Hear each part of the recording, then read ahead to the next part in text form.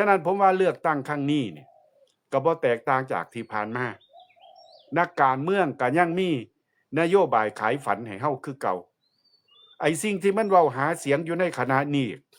ผมบ่เชื่อมั่นว่ามันสิเฮ็ดได้ถึงมีนโยบายดีปานใดก็สร้างมันก็เฮ็ดบ่ได้เพราะว่าหยังพรรคการเมืองแต่ละพรรคเป็นพรรคของนายทุนทั้งสิ้นเป็นพรรคของมหาเศรษฐีทั้งสิ้นทั้งอยู่เบื้องหน้าและอยู่เบื้องหลังฉะนั้นน่ะองค์ประกอบในการเลือกตั้งประชาธิปไตยเนี่ยมีประชาชนคนไทยบ้านเฮาเป็นส่วนมากแล้วคนไทยบ้านเฮาเนี่ยยังยากจนอยู่ยังมีปัญหาในเรื่องของการเงินอยู่ตลอดเวลาอยู่ปัญหาทั้งด้านการศึกษาก็ยังมีอยู่นะครับความรู้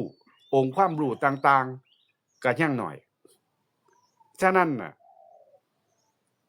การเลือกตั้งนักการเมืองมันก็สิปฏิบัติสัตว์คือเก่าแหละเดี๋ยวนี้ฟังนักวิชาการเขาออกมาเว้าในเขาก็วางแผนจัดตั้งรัฐบาลกันเลยเด้ว่าพรรคใดสิไปพรรคใดพรรคใดสิอยู่พรรคใดรอแต่ว่าคะแนนเสียงมาผู้ใดได้เท่าใดแล้วเอามาร่วมกันพรรคการเมืองยังแบ่งเป็นฝักเป็นฝ่ายอยู่ฝ่ายอนุรักษ์นิยมและฝ่ายเสรีนิยมอยู่มันยังขั้วเก่าเดิมๆผู้มีอำนาจก็ยังเดิมๆอยู่เพราะว่าอำนาจ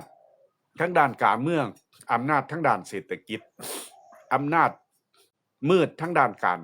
ปกครองภูมิอิทธิพลในระดับประเทศยังเป็นคนกลุ่มเก่าอยู่ประเทศไทยบ่มีการเปลี่ยนแปลงถ้าพี่น้องเลือกไป